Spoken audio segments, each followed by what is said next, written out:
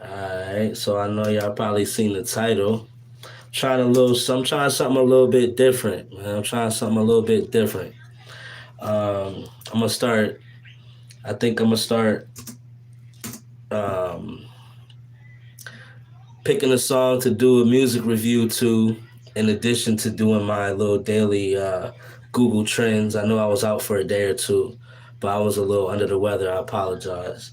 You know what I mean? But anyway, yeah, let's get right to it, man. Y'all not gonna be able to hear the song just for copyright purposes, but you know what I'm saying. Uh, what I can do, I can show the visual though.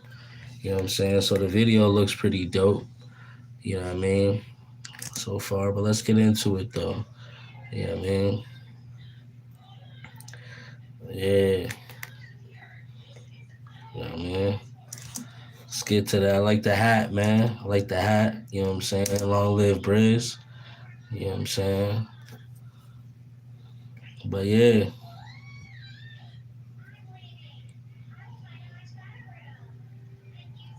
the beat is hard though, you know what I'm saying? When y'all get a chance, definitely yeah, I mean, pull this joint up. It's that Mac J, my bad. Engine in the Trunk featuring Filthy Rich. You know what I'm saying? But yeah, beat is pretty dope. You know what I'm saying? Video is hard. Just kind of tune in, showing the video a little bit. You know what I mean? I keep listening to this joint. I like the beat, man. Word. I think the beat is pretty dope. But again, you're not gonna hear the music. You know what I'm saying? So the song is like 4 minutes long though, so we not gonna. I don't know. We you know what I mean,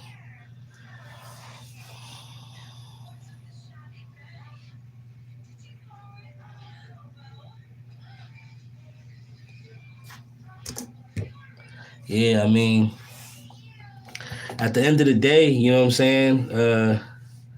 Yeah, I like the song. You know what I mean. I haven't heard nothing from him in a while. You know, um, the video so far is pretty dope. The song is pretty clean. You know, um, it don't sound like he. It don't sound like he dissing nobody in the song. Maybe I'm wrong. Maybe y'all know a little bit more than me about it, but you know, I was on my little my Northern California rap. I like that EBK J-Bo little sound. Not that I like the message, but the beats and stuff like they have is pretty dope. Like, you know, I'm from the East Coast, so like I don't know, the beats to me they sound pretty dope, and that's pretty much basically what I tune in for when I'm listening to their stuff. I like the beats. I like the way they put together their flow, the way that they do the Northern California flow. You know what I'm saying? I be hearing sometimes the Southern California rappers try to rap like them a little bit every once in a while, but I mean, a lot of people try to steal this little flow that they have out there. But I like that. It's pretty dope. Maybe I might be talking about Sacramento. Actually, I think that Sacramento flow is crazy.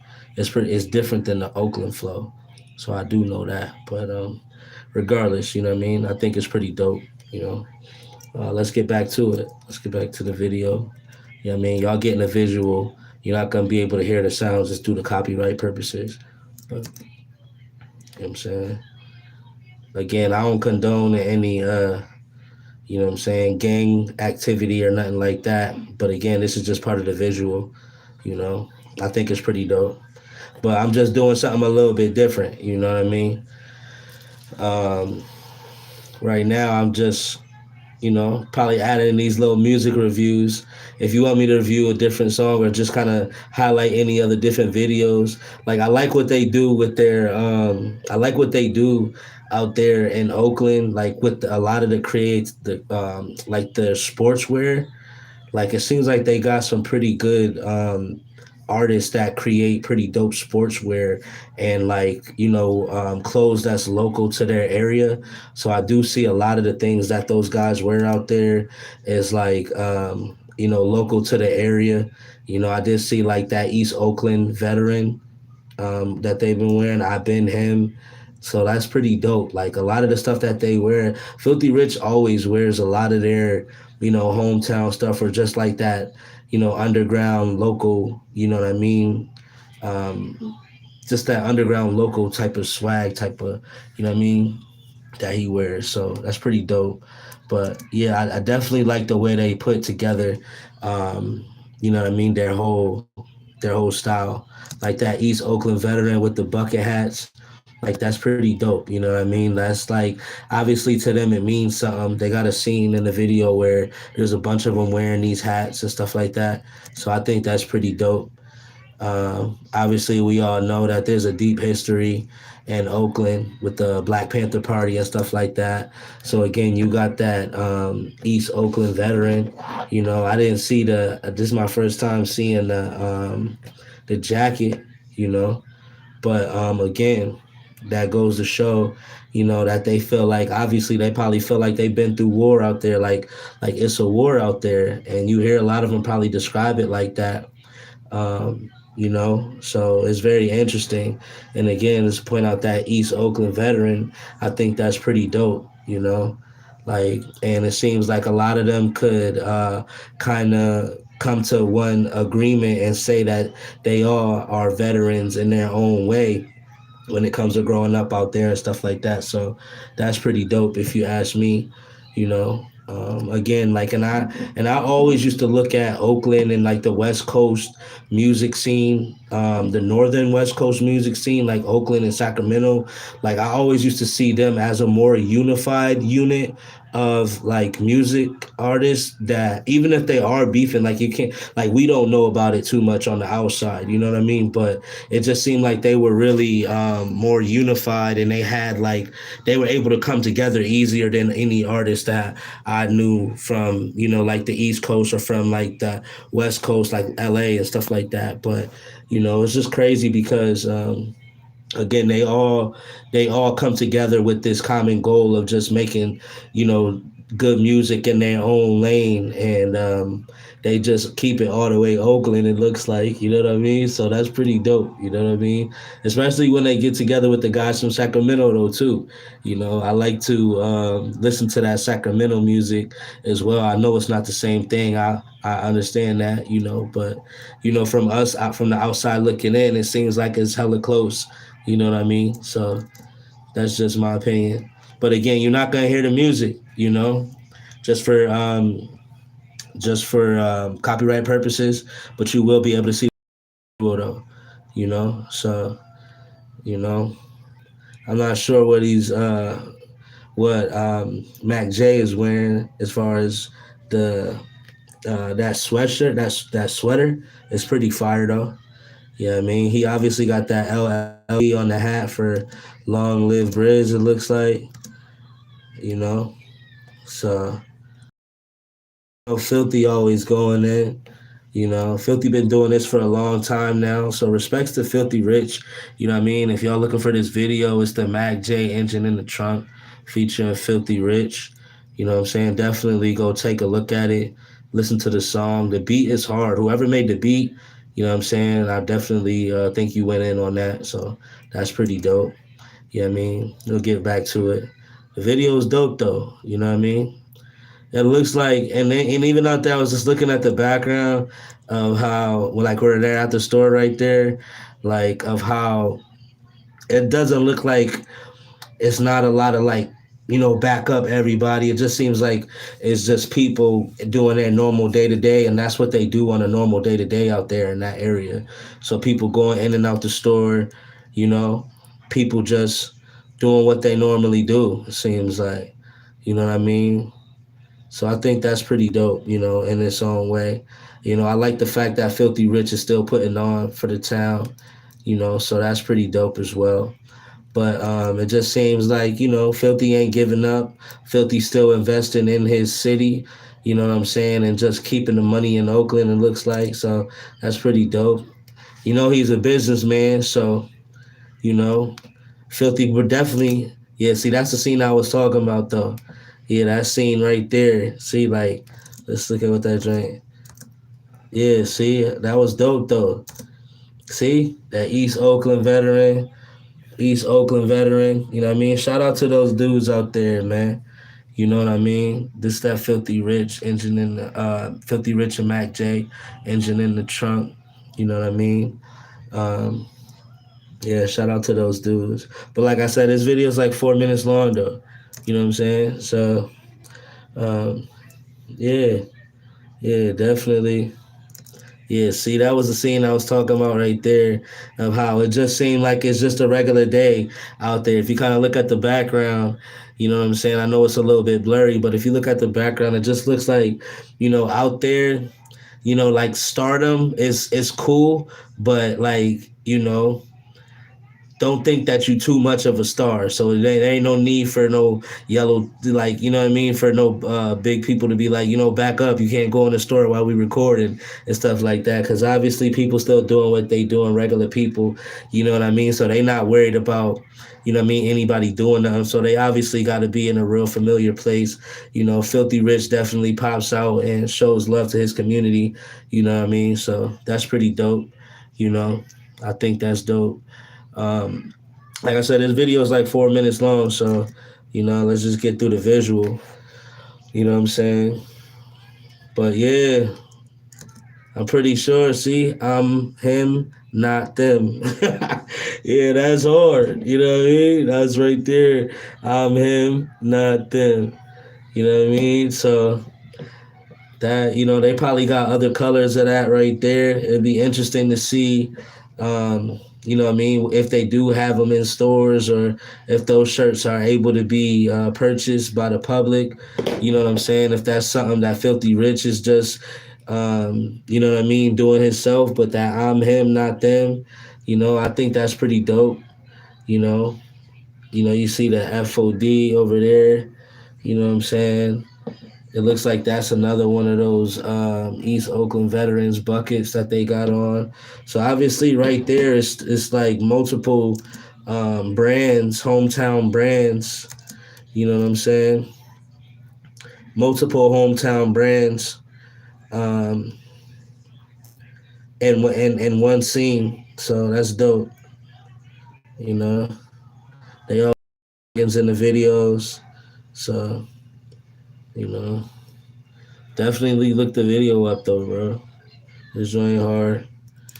Where I ain't gonna hate on it. You see, he got the LLB on the hat. I guess that stands for Long Live Briz. Like I said, respectfully, definitely. If he was on this would probably go crazier than it already does. But the beat is crazy, and the verses was pretty dope by both Mac J and Filthy Rich. So I give them both their props on this track right here. You know what I mean? I'm not from Oakland. You know what I mean? So no, I don't know them personally or anything like that. But like I said, you see how everybody in the background is just chilling. You know what I'm saying? Filthy Rich just chilling, comfortable in his hood. Like, you know what I'm saying? And he got that been him, which is pretty dope. You know what I'm saying? I been him. And then on the back, I guess it says I'm him, not them. So that's dope. You know what I'm saying? I like that. You know what I'm saying? Got the dudes in the back just chilling. You know what I'm saying? Just regular hood scene, it looks like. So, again, you know what I mean? That's that video so far. It's almost over. You know what I mean? Yeah. So, yeah, that wasn't bad. You know what I mean? I thought that was pretty decent, you know? Um, yeah. So, welcome back to the channel. That was something a little bit different that I never tried before. So let me know if you know what I mean, if that was all right, or if you just rather have me just get right to it. You know what I'm saying? But let me take this out my ear. And let me see. So Google Trends today, looks like the Chiefs are trending today. So let's see what's going on in Kansas City. You know what I mean? I didn't get a chance to watch any games or anything like that. Again, I'm a whole single parent, single dad. I got two boys that that I love dearly. So I'm always doing something. I never really have time to sit down and watch anything, to be honest. So let's look at this right quick. So the Kansas City Chiefs won their international series game against the Miami Dolphins on Sunday, like they've been winning games in the United States in 2023, with their defense leading the way. It looks like this time the Chiefs weren't content with merely limiting the usually high-scoring Dolphins to a season low in points and the 21-14 victory. Interesting. 21-14. Very, very interesting. I love those numbers. The Chiefs also scored the decisive touchdown on defense, which is another very interesting fact. Everybody loves the Chiefs. We know how good they have those receivers on their squad, and they got those cornerbacks that's able to pick those passes off. So that's pretty dope. The play was anything but routine, with cornerback Trent McDuffie stripping the ball from Tyreek Hill late in the first half. Kansas City teammate Mike Edwards picked it up, and after being surrounded by Dolphins, pitched a lateral to fellow safety Brian Cook, who raced 59 yards to put the Chiefs ahead 21-0. That's crazy. What? So they already started off with an explosive play, 59 yards, put them ahead 21-0. And now let's see what they did after that. So the Chiefs survived the second half when they forced the Dolphins to turn the ball over on downs late in the game with the chance to tie or win with a touchdown. Okay, so let's look. Cook was rolling, said quarterback Patrick Mahomes, who threw a pair of touchdown passes before the defensive TD. He looked like the anchor leg of a 4x1 in track. Interesting. So he got those knees up and was rolling down the field. A huge play. Obviously mattered a ton at the end of the game. So they're saying basically they needed that huge play, and that guy was running. Cook was running like a damn cycle. His legs was moving like a wheel on the bike. You know what I mean? That's very interesting. So let's see what else happened. McDuffie, a first-round draft pick in 2022, is proficient in prying the ball away from receivers. This was his fourth forced fumble of the season. He came up to smack him, Coach Andy Reid said. That was a pretty aggressive hit, and it was a catch, and then an immediate hit, and then he just went right for the ball, punching it down, which is tough to do as you lay a lick on him like that. So it looks like Coach Andy Reid was giving him his props. Hill, traded by the Chiefs to the Dolphins last year, was playing in his first game against his former team. He had 8 catches for 62 yards, but the fumble was the most notable for his plays. So they trying to play your boy Hill. That's what they trying to do? That's wild, man. Knowing all the work that he put in for the Chiefs when he did play for them. But anyway, they played a 2-man coverage, and McDuffie was unblocked, and he came free as soon as I caught it, and I didn't even get a chance to make a move, Hill said. That's the explanation I've got for you. They did a good job. So Hill was giving his props to McDuffie. So that's what's up, man. He wasn't hating, Looks like he says, I was about to get tackled, and I was like, no. We got to do something else, Edwards said. So I kind of looked back and I saw my boy Cook, and I was like, I trust him. You've got to have trust to do some stuff like that. So that's dope, man. You see, obviously they got a strong bond on their team. It looks like they, it's definitely built on trust and accountability. So he could definitely, expect him to be where he was supposed to be in order to make an explosive play. That's pretty dope. So let's do this. Kansas City used a season-high 61% zone coverage to combat Miami speed, according to NFL Next Gen Stats. The Chiefs are allowing just 15.9 points per game. Their best through 9 games since 2013. Interesting. So they're going crazy with that zone, it looks like. 15.9 points per game. That's damn near 2 touchdowns. And and 2 field goals almost. And then you can call it a wrap for the other team when they start playing the Chiefs. I don't know. It seems like we might be getting some hints that they might be taking another championship early in the year. What y'all think, man? Leave a comment. Let me know. Again, I'm not a big football fan, but when I see stuff like this, it's very interesting because, you'll be surprised at the outcomes and the clues that we get in the beginning of the year. This definitely looks like a good sign, and this definitely looks like it could be a good matchup or a good rivalry to come, as it always been. So that's pretty dope. The yards per pass attempt is 6.1, their best at this stage of the season since 1988. Dang, that's the year I was born. I was born in 88. So they're saying 35 years, this is the best that they've played?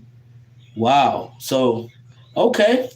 And yards per play is at 4.8 yards per play. Their best since 1999. Mahomes said he thought back in training camp that the Chiefs were developing their best defensive team since he took over as starting quarterback in 2018. The Chiefs invested heavily in their defense last season, drafting McDuffie and defensive end George how you say his last name? Karlaftis. I can't even say it. Karlaftis. Correct me if I'm wrong, y'all. George Karlaftis. Okay. In the first round. I apologize, George, if I butchered your name and you see this. I apologize. But yeah, once I get more familiar with it and I hear somebody else say it, I'll probably get a better understanding of how to say your name, George, but I do apologize.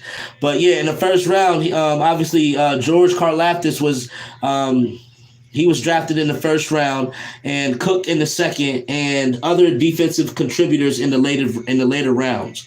All are big factors in the defensive performance this season. We brought it back. He says, we've brought back so many people, so many young guys, and they were going to develop, Mahomes said. But I mean, the fact that they're all developing this fast, I don't know if anyone could have guessed it, but I knew they were going to be great as their careers went on. That's dope. It says they're so good at all 3 levels. Guys rotate and they can play. It's hard to get everybody snaps. That's how good they are. It's got to be a top defense in the NFL. The Dolphins have a great offense. For them to hold them to 14 points, that's a tremendous, tremendous job. So Mahomes is giving them their props. Mahomes is saying that his defense, has definitely stepped up to the plate. He's saying that his defense is definitely overachieving, even though anyone never thought anything less, but he just can't believe that it's happening this fast. So Mahomes definitely is giving us some clues that he's probably got some of the best guys in the league. And I'm willing to bet that with that security that he has for teams that have good offense, then he's definitely going to, know that his defensive squad will be able to take away a little bit of that momentum that those teams carry. And that it seems like he'll be able to go out and do his thing a lot more confidently, knowing that his defensive guys could handle those offensive teams. So that's dope, man. Shout out to Patrick Mahomes for acknowledging his guys like that. And, definitely always putting his teammates first is what I see with Patrick Mahomes. It seems like he never really takes credit for anything that the team does. It's very rarely, he's definitely one to be able to be like, okay, yeah, well, my teammates definitely were the reason why this happened, or as a team we got to do this better. It's like I never hear him talking about we need to trade this guy, or I don't, what I mean, like just stuff like that you may have heard in the past, or that I've heard in the past from some players. So again, I think that's pretty dope. It's impressive to see that they've been playing a lot better since 1988. So yeah, there's nothing wrong with taking about 35 years to get to where you got to go, or get to where you're supposed to be. You know, but yeah, shout out to the Chiefs, man. Shout out to the Chiefs.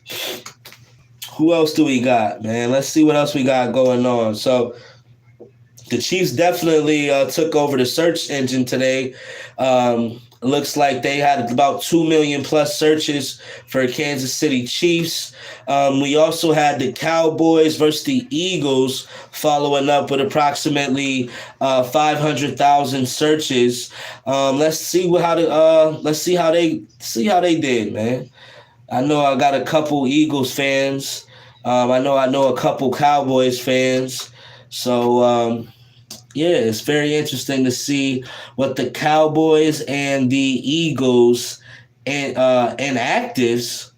Okay, so I guess that was the topic of what was going on with them. So it looks like the Eagles had Tanner McKee out. He was inactive. Looks like there was Bradley Roby out, was inactive. Looks like Boston Scott was inactive. Looks like Moro Ojamo was inactive. Grant Calcaterra and Derek Barnett inactive. The Eagles have 6 players inactive for their Week 9 NFC East rivalry games versus Dallas. Very interesting. So, yeah, I mean, I want to know why there's so many players not playing, first of all. So the Eagles, Derek Barnett, the veteran edge rusher, is inactive for the first time this season.